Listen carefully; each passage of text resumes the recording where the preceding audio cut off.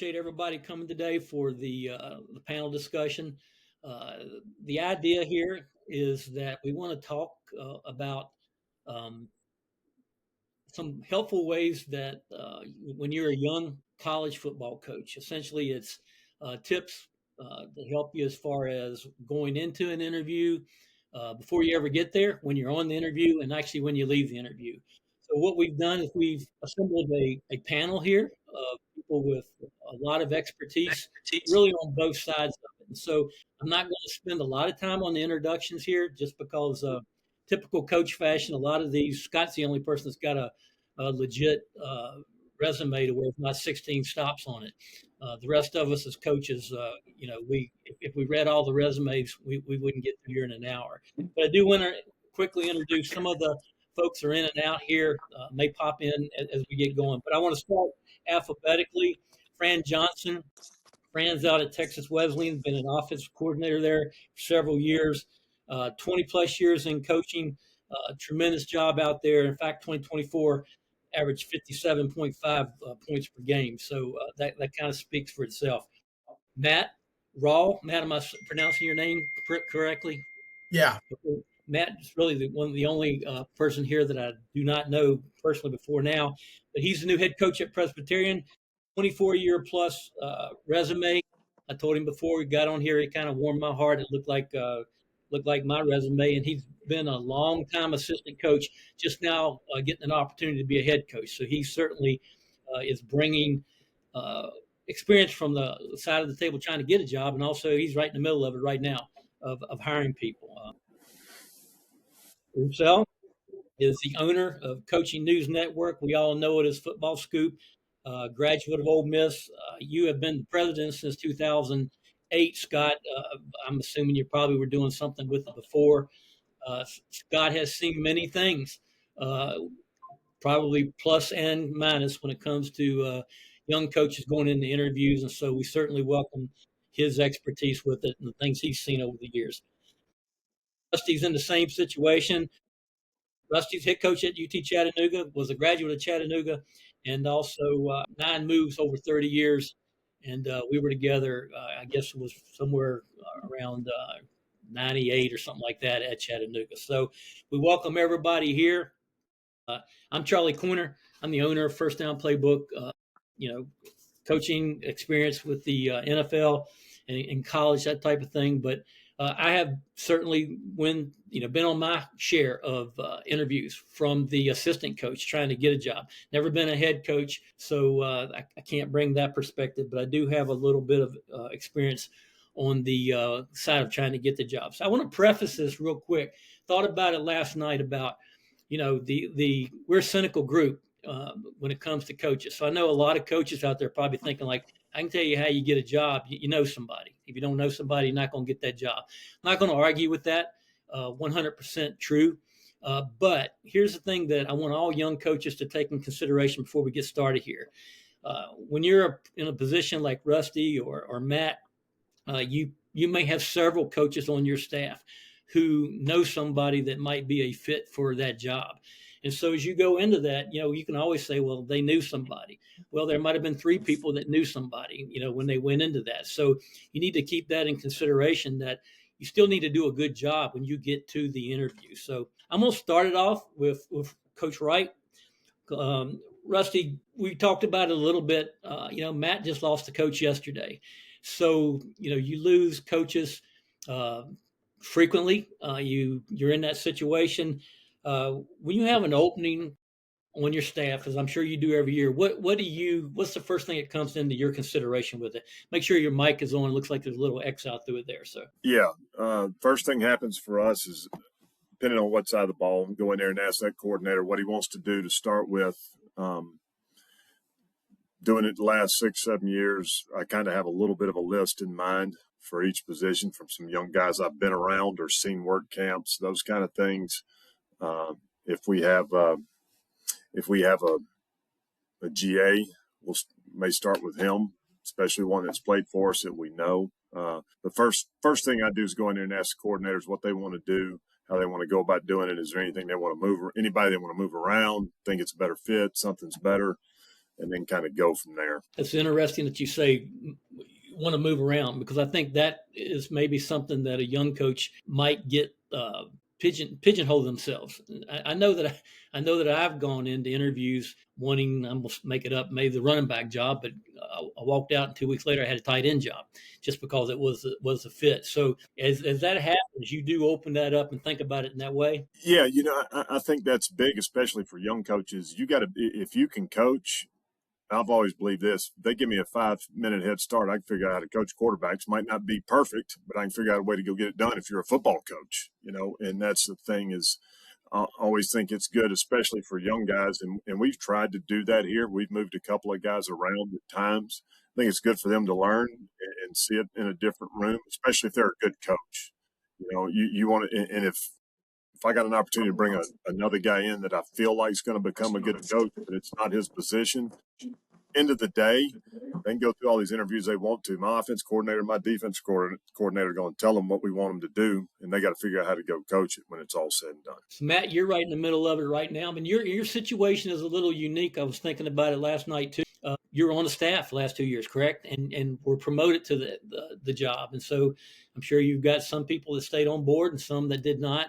How's that been out there, Presbyterian, for, you in this situation? Yeah, no, it was good. I was on staff the last 2 years, and there were two coaches that I retained from the previous staff, and then I had the rest of my staff to fill, and kind of like Rusty was saying, I had a list of guys, and I had a plan. Obviously, when I got the job, and then that plan doesn't ever go as you think it's going to. I quickly offered the job to some people that for years we'd always talked about, like, hey, if any of us get a head job, we're going to go this direction or that direction and do this. And then it doesn't work for a multitude of reasons. And so then I quickly found myself, okay, I need to have a list. I need to have, names, whether that's guys that played for me that are in coaching, guys that I've worked with before, guys that, met at camps, have seen coach at camps. And then, I had a small list of people that I actually put together that if I got stuck or got in a bind looking for somebody, who do I really trust? And I could call upon them to recommend people. And that, that was really helpful because I ended up, hiring two guys kind of based off of that method that came highly recommended from people that I had worked with before and really trusted in the profession. And then kind of the same thing, I just recently, I had my staff completely hired, lost a guy that got an opportunity that he wanted to take. And so what I quickly did was picked up the phone and called the guy that I had interviewed for a different position on staff, but I was really, really impressed with him. And kind of told myself initially, like, if I ever have a chance to hire this guy, it may not be for a certain position or whatever, but if I ever have a chance to hire him, I certainly wanted to. And so when that opportunity presented itself, it was a really quick turnaround, and was able to get that done, really in a time effective manner, so that we weren't sitting 4 weeks out from spring ball without a coach. That's interesting because that's one of the commonalities of the high school panel that we did. It was not to be disappointed if you don't get a job on an interview, because several people spoke up and said that they had interviewed for a high school head coaching job and didn't get it, but it was only because of the situation. It wasn't because they weren't the right fit. Down the road, that ended up paying dividends for them as well. So, Fran, in your situation, Charlie, can I jump in on that? Because I think sure, Matt absolutely. has unique perspective, because Matt has coached a bunch of different things. Both sides of the ball has really Matt could fit a lot of different roles. So Matt, when you were interviewing, you might have been interviewing for offense coordinator job, offensive line, whatever you might have been interviewing for. You always want to leave, like, even if you don't get the job, right? You want to leave with good relations with the coach. Coach calls you, say, hey, Matt, I'm going to go a different route. What advice do you give to other guys who are interviewing to make sure you maintain that decorum with that coach? To say, hey, coach, I thought I had a great shot at it. If something else pops up, keep me in mind, such that the situation, just like, I do think that's important. At the end of the day, of like, coach, I understand, the decision you made, and I respect that, but would love to stay in touch with you, would love to continue to build a relationship with you. And that's exactly what happened, like with this guy that I'm getting ready to finalize, is it didn't work out for the other position. But he's just kept in touch, like just a random text message, even 3 days ago before all this happened. Just a random text message from him of, Coach, I hope your transition's going well and things are going smooth. And I just sent him back at that point in time, like, hey, I appreciate it. We're moving in the right direction, blah, blah, blah. And then bam, next thing you know, it springs up on me that I'm losing a coach. And so quickly just picked up the phone, called him and said, all right, this is where we're at. This is what I've got. Are you interested? And so now we're, working out those details. And it was a guy that, interestingly enough, like I talked about, people that I knew that I really trusted that came highly recommended from that person. And when I didn't hire him the first time, that guy called me and said, hey, what can he do better? I said, honestly, he did a great job. There was just something different that I was looking for that position. And this other guy was a better fit. And then, but we kept in touch and it ended up working out for him. Fran, from the other side of it, we're in a unique situation out at Texas Wesleyan. You were the offensive coordinator, did a good job, and you had a coaching change as a head coach. And you were in that situation. I don't know what it was like if you re-interviewed or whatever. You led the nation in scoring, so it probably was a pretty good resume to put in front of you when you sat down with a new head coach. But what was that like for you from the standpoint of an offensive coordinator out there in that situation? Well, I think the biggest thing is being in my position and interviewing for an assistant job. The more you know about the head coach, his staffers, his program, I think the better off you are. You wouldn't go into a week's game without having prepared for your opponent and not knowing anything about him. Preparing for an interview would be the same thing, like they're talking about, building relationships. That's the biggest thing in leaving a lasting impression, because you never know when things might turn around for you, such as in Matt's case, making a call to a guy that he originally said no to days later. Now, that guy's going to come on board, and so it's all about relationships. And like I said, going into those interviews, being in my position, the more you know about that program and those people, so that you can connect organically, I think that makes a world of difference, because again, you're going to leave a lasting impression. No different than when they interviewed for the head jobs at the schools that they're at. Now that it's on a bigger scale, they need to be able to connect with the president. They need to be able to connect with the AD. They need to be able to connect with the board and the people that they meet along their visit. What is important to that school, and how can they use that information to their benefit, and buzzwords, things like that, so that they are on the same page and their ideals align. So, Rusty, back to you here. I've been at Chattanooga. I've been at Austin Peay. I've been at places to where the coaching is only part of it. There are so many things that you end up doing. The old deal: the more you can do, right? How big a deal is that when you bring somebody in? All right, you're looking for an outside linebacker coach, but you're also looking for the ability to run your tech department, as we witnessed this morning, the ability to we have academic advisors now, but all of the things that come into it that are not coaching. How big a part does that come in at Chattanooga when you go through it? And you're hiring a young dude who's probably 26, 27 years old. Yeah, no, it's a huge deal at our level, because you got to wear a bunch of hats, and you always want to see if somebody's done something else, whatever it may be, whether they've been handled the equipment room somewhere, or been a liaison with that, or whatever they've done. That's a huge thing. And the other thing it shows you too is what they're willing to do when they ain't getting paid, and those kind of things, to go make a name for themselves and do all that. To me, that's a bigger thing when you're looking at it. For us, you get the resumes, and again, most of these guys can coach, or we're going to show them how to coach and do all that, but it's all those other things that don't show up on a piece of paper that you're going to want them to do. We talk about it all the time. If I got to ask you to do something, this probably ain't the place for you. If you see trash laying on the ground, go pick it up. I'm not the one that's got to tell you to go do that. If something needs doing, do it, and that's just kind of how it is. No, at our levels, especially, if they have more assets to them, whether it's, again, I go back to the weight room, because a lot of us, when we first got, the equipment room, when we first got in it, we all had to do something. There was an extra added duty on top of us. And I did the video because nobody else wanted to do it at that time. I figured out how to do it and fix VCRs and tape and all those kind of things to make it work.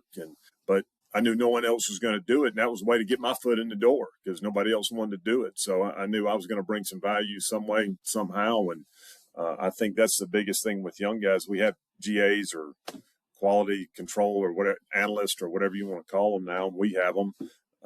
But I make them do something else too. They're not just an offensive analyst and a defensive analyst, and that's not all they do. They have another area they have to be responsible for. One of them helps with academics. He goes and gets the list every week of everything going, so he's interacting with those folks. Another guy is tied into the equipment room, not just giving them the list of what we have for practice, but he's down there in it twice a week just learning, just to see. I mean, I've ordered equipment for 145 players. He's never done that. He doesn't know what that looks like and those kind of things. So, just trying to expand them a little bit that way. But it's huge if a guy's done something outside the scope of just coaching football to where, you can rely on another voice in the room with you. You hit it on the head with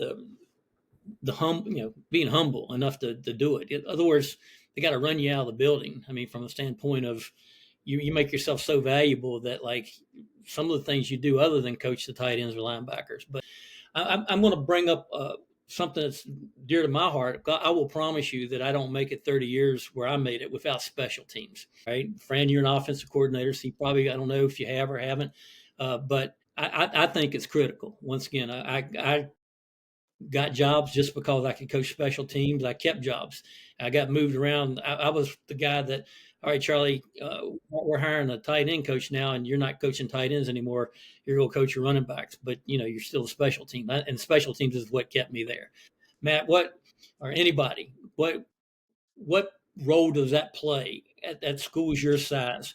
How do you break up your special teams? Do you have it among your staff, or do you look for a guru, or how do you do it? Yeah, so that was something that I asked a special teams component, even if it was just a matter of what units have you worked with. Have you ever coached the returners or whatever that may be, with every position that I interviewed, even down with my offensive line coach, because I had a title one time where I was the offensive line coach and the special teams coordinator at a school, which that was not an easy gig to have. It's very unique. But my initial plan when I got this job was I was going to coach special teams. I thought, okay, I have a background in it. I've done it. It'd be a great way for me to be in front of the team and still coach football. But then as I was going through the process, I found a guy that I really aligned with, and from a special team standpoint. And so I ended up, giving that to him to let him do it. And we just talked about it this morning in our staff room about how our entire staff, minus the O coordinator and D coordinator, are going to have a role in special teams. And so we're going to divide it up. So basically every coach is going to be on 2 units. We break ours up between, is it an offensive special team or a defensive special team? And then that'll determine what side of the ball is going to heavily coach on that. And so, yeah, those, when we're looking at, interviewing coaches, talking to coaches, there's a big component of special teams on there because it is kind of sometimes a pushed away or forgotten side of the ball. That's very important and can win and lose a lot of football games for you. Exactly. And like I said, I was always trying to make sure that was obvious that I not only could coach special teams, I like to coach special teams. And because sometimes people will do it, but the passion's not there. Let's fast forward a little bit. All right. So we're in the interview. And once again, I've been on the side of the person trying to get the job, but you're in that room and they're all different. If you do your homework up front, you can try to find out if you got a buddy on the staff. Is it going to be a room full of 5 or 6 guys, the whole staff in there? Is it just going to be the coordinator, head coach? How much pull does the coordinator have? How much pull does your buddy have? All that kind of thing. But as you get into that room, once again, all different, and the thing starts going down with the interview. And I've been in 8-hour interviews where I think they were just trying to see if you could endure it. But as you get into that part right there, what are you looking for, Rusty, in anyone? What are you looking for from a person when they start talking about the X's and O's? And the X's and O's are still a tremendous part of it. With the high school deal that we did, you're talking about the culture, you're talking about handling parents, you're talking about this and that. But you still have to be able to coach. So what are you looking for? Anyone, Fran? If it's a Yeah, I'll speak on this because I'm not a head coach. So right now we're in the process of trying to find a GA for our tight end spot. And so I have probably 40 resumes sitting on my desk right now that I'm trying to go through. And kind of like what those guys were saying, I'm going to have that guy do whatever I need him to do to coach my tight ends. Because, I mean, we have a tight end on the field probably 90% of the time. And so that's not the issue for me. My biggest thing is where are there areas of recruiting? Because all these guys understand that recruiting is our lifeblood. So if the GA has no ties to Texas or the surrounding states, or if it's a defensive guy wanting to try to get on the offensive side, but he's up in New York or something like that, which I have a few of those, that's easy to cast out. But if it's a kid that, has experience recruiting Texas or Louisiana or Oklahoma or something like that, that immediately, draws my attention because, like I said, from a standpoint in terms of what I need him to do in coaching my tight ends, I can tell him what I need to do. And that's not the deal. It's for me in finding this GA, it's can they recruit Texas? Okay, so that's an interesting part of it, which obviously out there that's critical. Matt, what about you? Yeah, so I'm a little bit different. If I'm not interviewing for a coordinator spot, the X's and O's is actually about the least of my concerns because just like they should be doing their homework on us, what are my connections, this and that. If by the time we get to an interview, I've already done my homework on you, I know that you can coach football. And so the X's and O's aren't the concern for me. What I'm really looking for at that point is, are you confident in what you're saying? What type of person are you? How do you build relationships? So I may ask one or two questions in my interview with them of X's and O's, or how are you going to teach this versus how you teach, for instance, if we're talking about a wide receiver spot, how are you teaching them to get off a press man? Well, we're doing this, whatever. I'm more worried about, what are things you do to build relationships? How do you manage your players and their academics and those type of things? From recruiting, I agree with Fran. Like, I think it's hugely important to find people that recruiting plays a factor in it. But for me, it's even like with that confidence, like maybe they haven't ever recruited Texas or South Carolina in our case, but they've displayed the ability to recruit, well at other places that they're not from. Like I always laughed. I'm from Missouri originally, and I've coached at schools where we heavily recruited Missouri, and I was never the Missouri recruiter.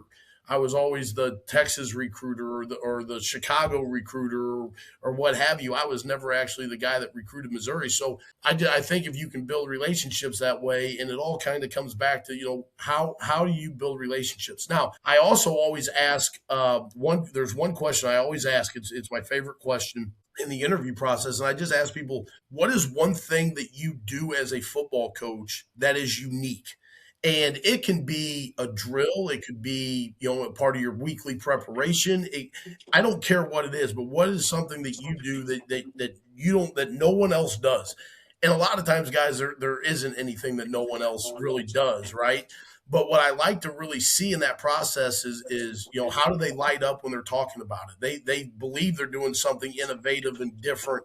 How confident are they in that and what they're trying to explain or come off with? That they think is different. Believe it or not, in a couple of my interviews, I have found some things that I've never heard of people doing that I was like, hey, that's a great idea, and kind of steal it, whether I hired that coach or didn't hire that coach, put that in my memory bank of things that could be beneficial for our program.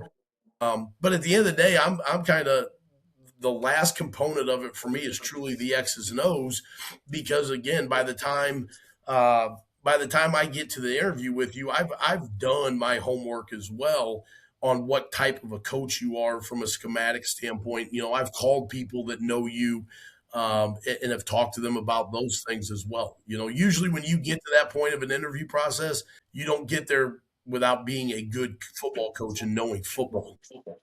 Can I add to that? Sure, Yeah. absolutely. So you're exactly right. I mean, like I said earlier, and like you just said, this is about relationships and being able to connect. And one of the things that we talk about, at least I do with the offense all the time, is talking about, people that are either transactional or transformational.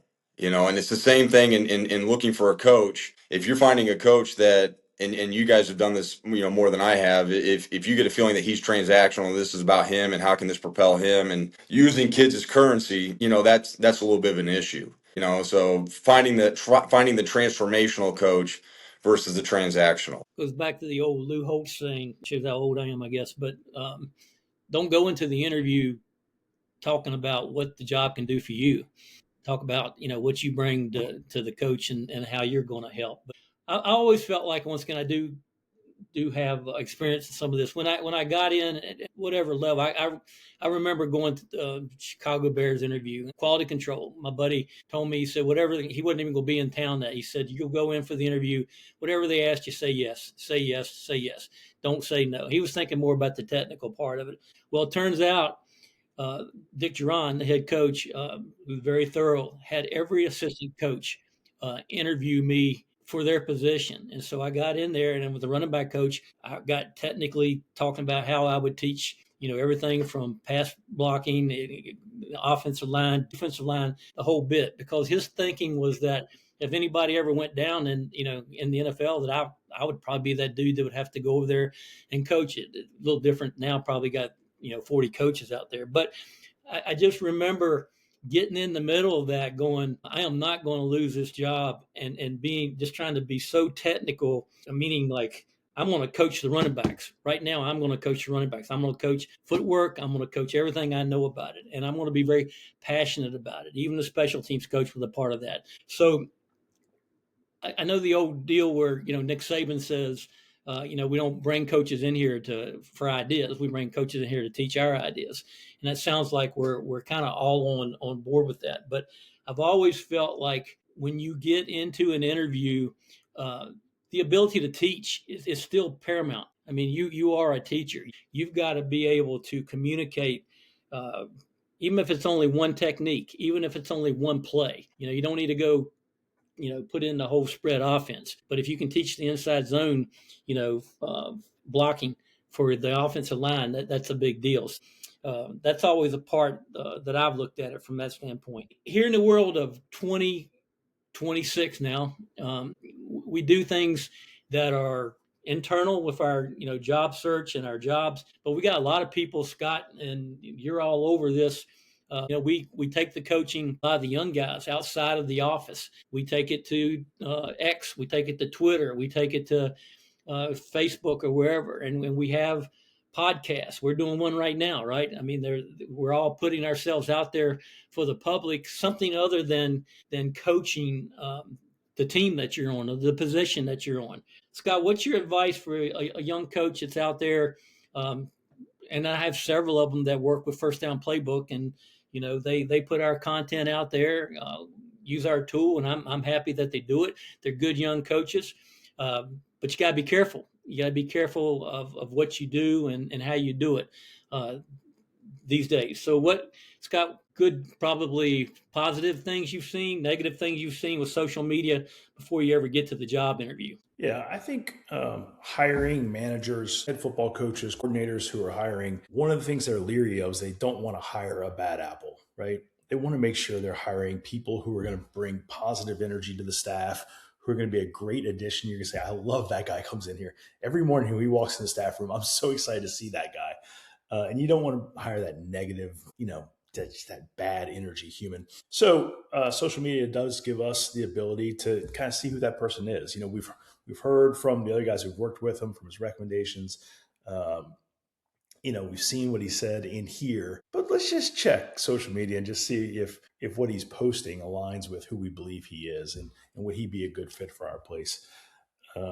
Because that's one of the it's one of the biggest risks you have to a staff, is hiring someone who just doesn't have a great heart, whose heart isn't in the same place the rest of the staff. The head coach has worked so hard to get his staff to say, guys, these are our core values. This is what we've got to be conveying to our team, and we got to be on the same page for them to get on the same page. And it's hard, right? So you just don't want to make that one bad hire. So yeah, I think these days everybody's looking at social media just to see who people truly are. And in stressful times when we've had some of those as a country over the last 10 years, you can learn a lot about somebody from their social media. So yes, in a small environment, unquestionably, the hiring manager is checking social media and things like that. In a larger organization, I was University of Georgia, big staff, all these people. Is Kirby Smart checking those things? No, but is somebody who works for him checking those boxes and making sure? Yeah. So positive attributes, you can use social media to tell the world, hey, this is who I am, these are my positives, this is what I'm doing in life. Let me celebrate the successes of the young men that I'm working with. I'm so proud of this young man. I'm so proud of what this guy has achieved. Our unit did exactly what we set out to achieve this year. So yeah, there's great things about social media. You just got to use them the right way. And I do believe, Charlie, people are absolutely checking social media before they're hiring people these days. I 100%. I will promise you, I've never been a head coach, and obviously never going to be. But I am the owner of a company now, and I'll promise you that I don't hire anybody and Charlie does it. We're not that big yet. Charlie goes and checks Facebook. We're about 10 years back trying to make sure, checks Twitter, X, whatever it is. Just because once again, you don't want to find out 2 years down the road or something like that. So, yeah, a big part of that. And, when it does happen, and we've been on staffs to where maybe a current staff member does something that's regrettable, that type of thing. So it's a big part of what we do these days.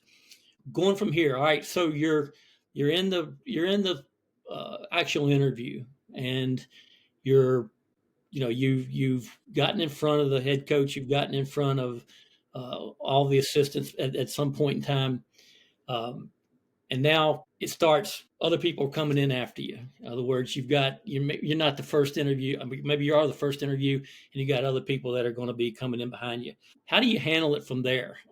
How do you find a way not to be a pain in the rear end and stay up with it? Because the first time Coach Jerron hired me in Chicago, it took a month and a half, and I was wondering and so I was always like, do I bother him? Do I follow up, or do I leave it alone, or what's your advice on that one, Rusty? Well, it's every one of them's different. That's the thing, is every little situation is different. If you're trying to hire a guy that's coaching one spot, coaching one guy, two guys, compared to an O-line coach just coaching five, it's all been a little different for me.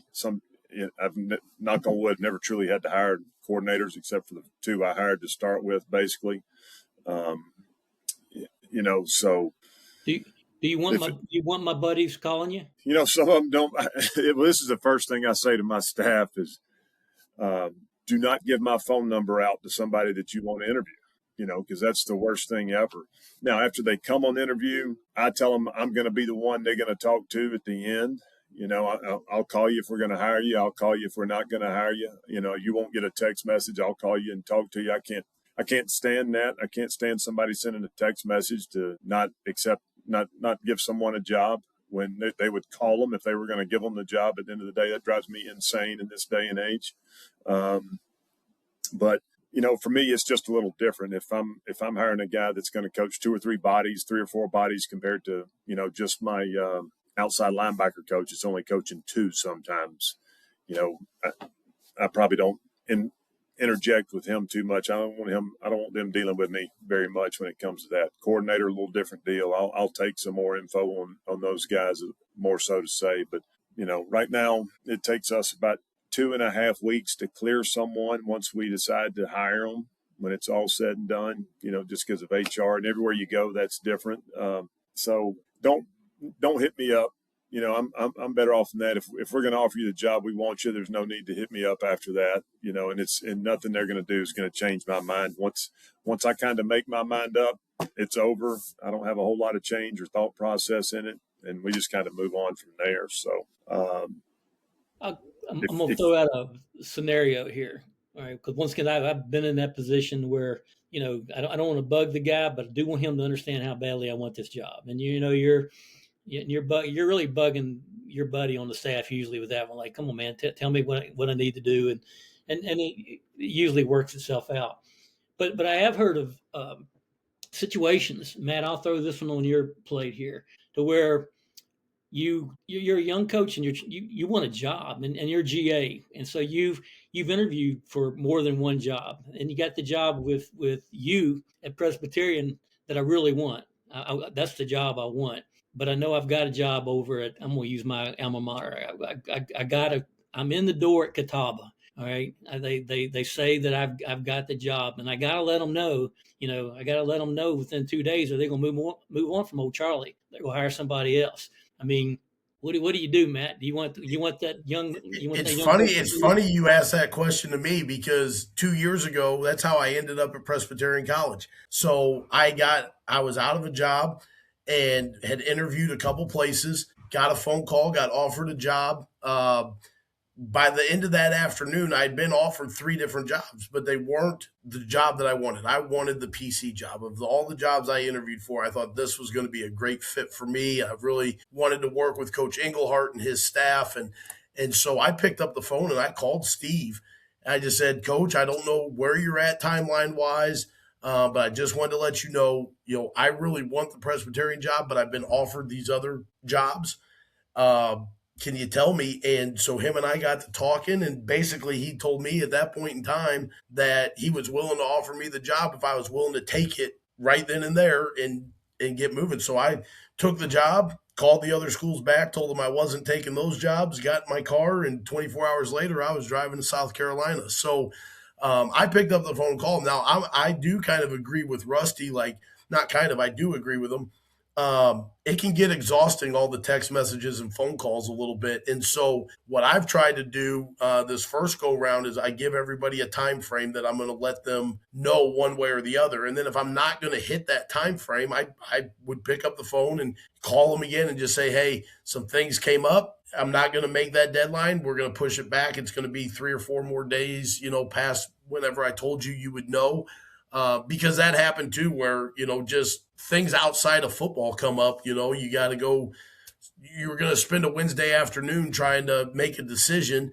And sure enough, Wednesday afternoon, you got to go speak to a group of boosters or go to the Rotary Club and speak or whatever. It just, it pulls away from that. So try to be respectful of them as well so that they would know. But I'm the same way as Coach Wright, that, if I'm going to offer you the job or not offer you the job, we're going to pick up the phone and we're going to call you and let you know. And I'll be honest, there was a couple that, I don't know if I made the mistake, but I had some really, really close friends of mine that I had worked with. Our families were good friends. Our wives were good friends that I interviewed for a job and then ended up not going with them. And those were tough phone calls to have to make. And essentially, did I need to maybe explain myself? I don't know. Maybe I did, maybe I didn't.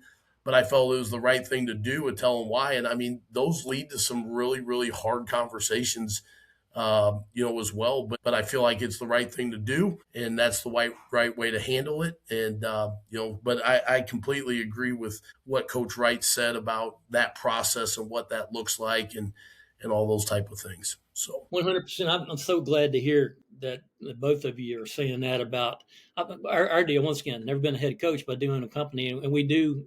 Whenever a position comes up, we interview maybe 5 to 10 people, and I always tell Kendall, like we want to accept or reject that person the to the very degree that it got with us. So we had a phone call.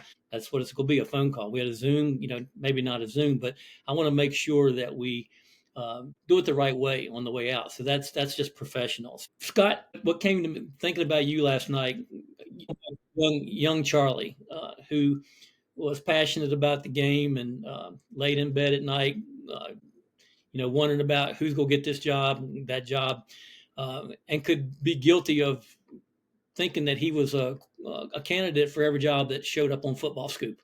And I mean, looked up and there was a point in my life where like I'm just chasing jobs. I don't even know if I coach anymore. And so, can you? I'm sure you see that. I mean, that you do it for a living. I mean, your job is to let people know that there are jobs open out there. But what's your advice to a young guy to maybe be realistic about? You're maybe not a candidate for every single job that opens up out there.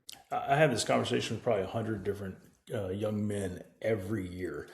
And my advice is consistent. I say, guys, you're not going to get hired based on your resume or what you believe you know.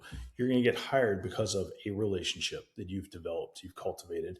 Um, I mean, I loved hearing Rusty early on talking about a guy he spotted while working a camp.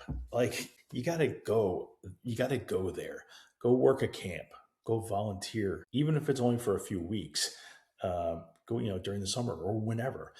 You got to go meet these guys, and it usually starts local, right? It starts within 50 miles of where you live, places you can actually get to. Go spend time there. Let them see that you are honest, you're hardworking, you're humble. You're not going to be the smartest guy in the room. You might be, but you're not going to act like you're the smartest guy in the room. You're going to bring great energy. You're going to be like, somebody's like, I'd love to have that guy on staff. If we had a job, we should hire that guy. You got to demonstrate that's who you are, because then they'll want to hire you. Everybody in this profession has been in your place. Everybody started somewhere, and they want to help you. Like the guys who are in coaching for the right reasons, they are there to help young people achieve their dreams, their goals. So you're a young guy and you say, hey, coach, I need to start, and he might not, literally for whatever reason on his staff, they might have nothing, but he knows 3 other coaches in town or, at his level in his conference. And he can call and say, hey, this guy's legit. He's good. If y'all had a spot for D-line, you should talk to this guy. And that's how you get your foot in the door. And then be great where you are, and people will take notice, and then you can grow from there. I think, Scott, I'm going to tell you, that's such a huge deal. My strength coach I have now, I watched them play. He was the head strength coach at Southeast Louisiana 4 or 5 years ago. And I watched him play on film against Jacksonville State. And I told our staff, that's what I want our guys to look like playing. And when I watch, the best thing ever for me, and it's not to watch other players, it's to watch other teams, is PFF. Because I can pick a handful of games and go watch people and watch how people are being coached, and especially in our league. And I know the young coaches and things like that, and watch their positions and that stuff. That's been huge for me when it comes to starting hiring people. I'm like, well, let's talk to this guy, see if this guy's interested in coming over, because I've watched how their guys have done it. And you hit it on the head. Do the best job you can where you're at as well as you can, and something will pop for you if that's what you want to have. Going back to those camps, talking about that too. Like, I love the 1-day mega camps for recruiting, but man, I wish more people had the 3-4 day overnight camps. I actually went last spring, last summer before I was even in this position to be able to do this. But Clemson had a 3-day overnight camp. There weren't a ton of prospects there for it. Not for me anyways, but I went and worked that, and I had like 7 or 8 coaches, young guys that I just watched and hung out with in the dorms and did all that. And sure enough, like, have continued to have a relationship with those guys, continue to talk to them, talk to a few of them about the job here. But, I wish those old school camps would kind of come back, because you spend 3 or 4 days, you're staying in the dorms together, you're eating together, you're coaching together, and you get to really see what kind of person, what kind of coach they are. And those were really beneficial. Back when I was a young coach, I used to go out to Shattern, Nebraska for 2 weeks every summer and work camps for 2 straight weeks. And man, I met so many great coaches and people that I still keep in touch with. And, our paths have crossed, guys that have helped me get jobs along the way. I think I've hopefully been able to help a few of those guys get jobs along the ways as well. But unfortunately, it's all kind of moved towards the 1-day mega camp recruiting. But, those were so beneficial. Matt or Rusty, can I ask you guys, at a camp, in a situation like that, you go work a camp, you're there 3 days, and like you talked about, you're sleeping there, you're waking up, you're having breakfast together, lunch, you get Gatorade after or whatever you're doing after. I heard Eric Morris say this recently. He's new head coach at Oklahoma State, and he's there. He's living every day with the players. And he says he's got one rule. He eats with the players all 3 meals, and he's got the rule is at the meals, you can't talk about football. I want to talk about life, like what you're passionate about. Why are you doing this? What's your family life like? I presume that, in a situation where you're getting to know other coaches, you're going to spend 2 or 3 days with them. You want to hear about, like, what's this guy care about in life? What advice would you give to young guys, in a situation like that? A guy's working his first camp. How do you endear yourself to the other coaches, or show them who you are, what you care about? Well, I think for me, what I would recommend to them is one, don't be shy, right? It's just like if you're going out recruiting. introduce yourself to people, talk to them. Heck, you might meet somebody just by asking a question because you didn't know what you're supposed to be doing, and getting direction. But then, go do that job and work. And then when you see that guy after, hey, thanks for your help there, got me through it. And then, as you're walking off to go grab lunch, just keep walking and talking. And then you sit down, you have lunch. Somebody, maybe he knows some people at the camp. They sit down. Now you've met 3 or 4 people. I had a former player that is now the George Shadowski is his name. He was here at Presbyterian with us. He's now the director of football ops at West Georgia with Coach Englehart. He went to his first convention 2 years ago, and I asked him afterwards, I was like, George, I never saw you. Like, did you have a good time? Did you meet people? He's like, Coach, I met so many people. I was like, really? Tell me how you did it. He rode the escalator at the convention hall, and he would stand by the escalator. Somebody got on the escalator. He'd step on, ride up, talk to them because they were trapped. Then he'd get off, wait for somebody to come down, get on the other, and he just rode the escalator. And he ended up with an internship in the summer at a Power 4 school by riding the escalator. He's built relationships. I was like, that is a genius idea.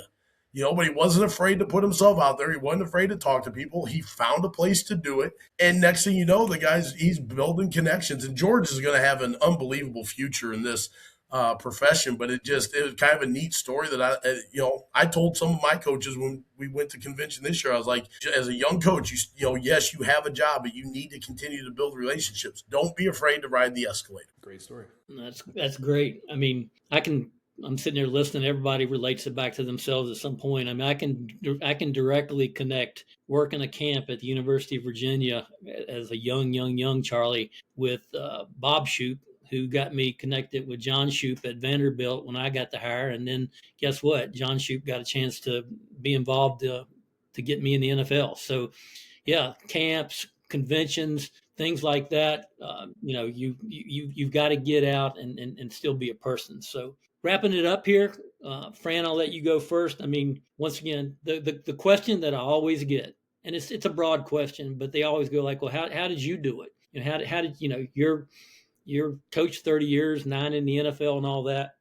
I mean, what's your one, and we probably have already covered it, but if anything that we haven't, what's your one parting shot for a young guy that wants to get in, a young girl these days? I mean, you're 20, you're 27, you're chomping at the bit. You feel like it's leaving you.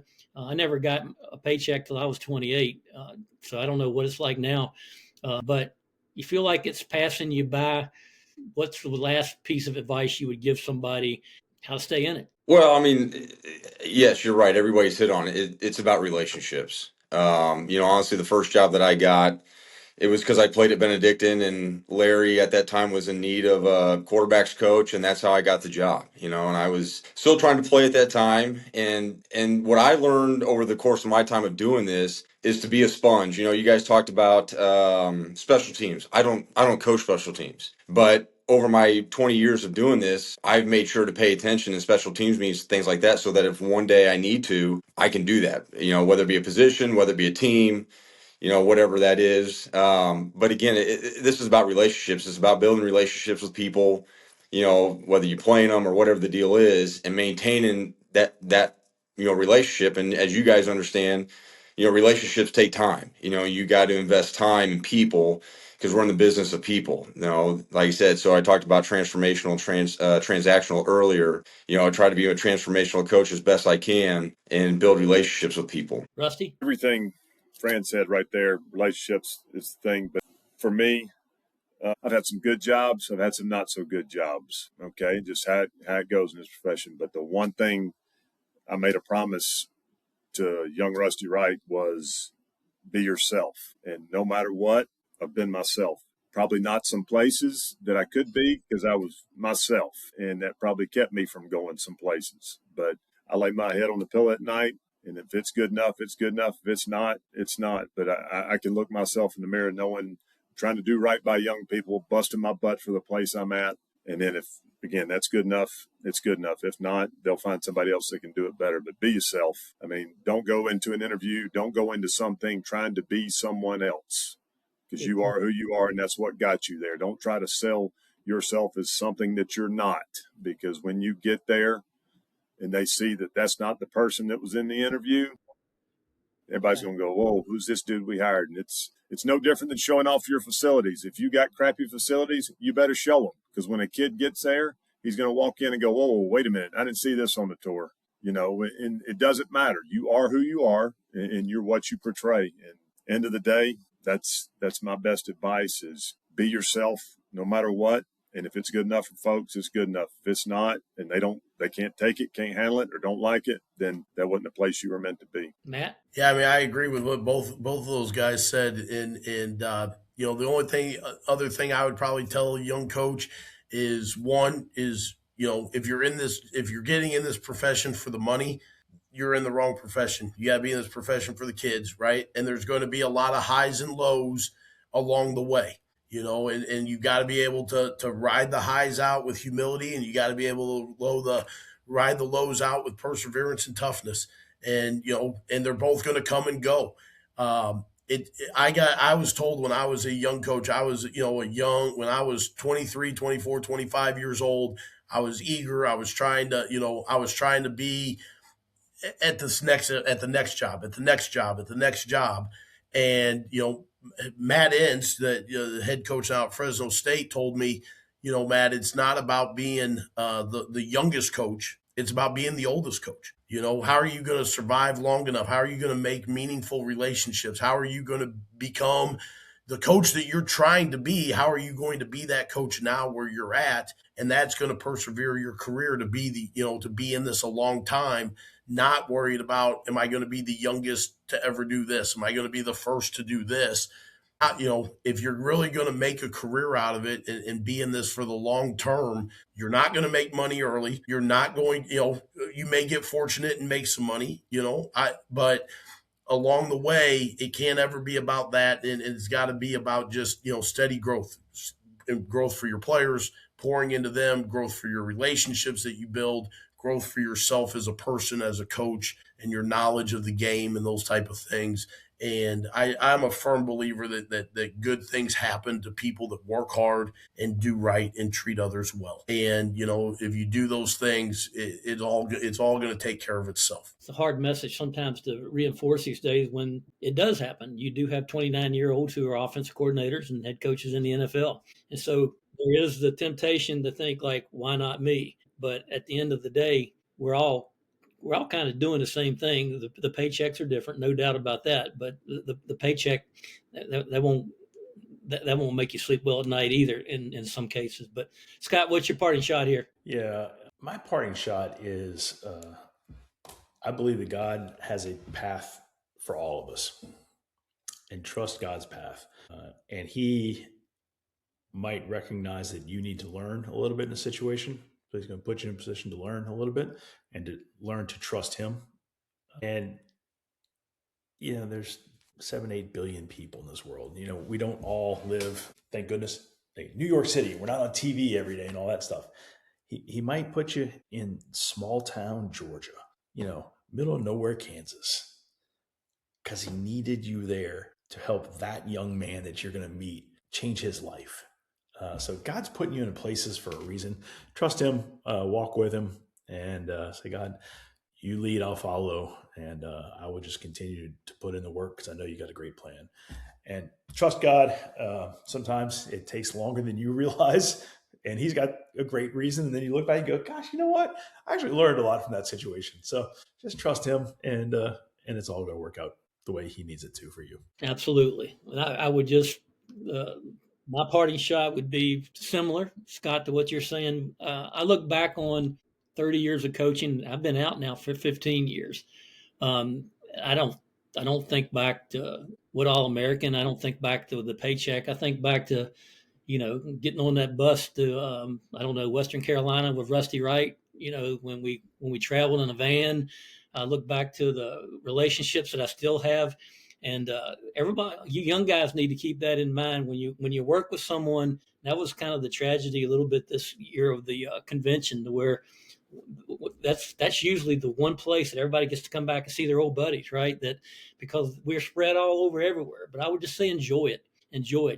Coaching is a great great profession and a great way to go through life.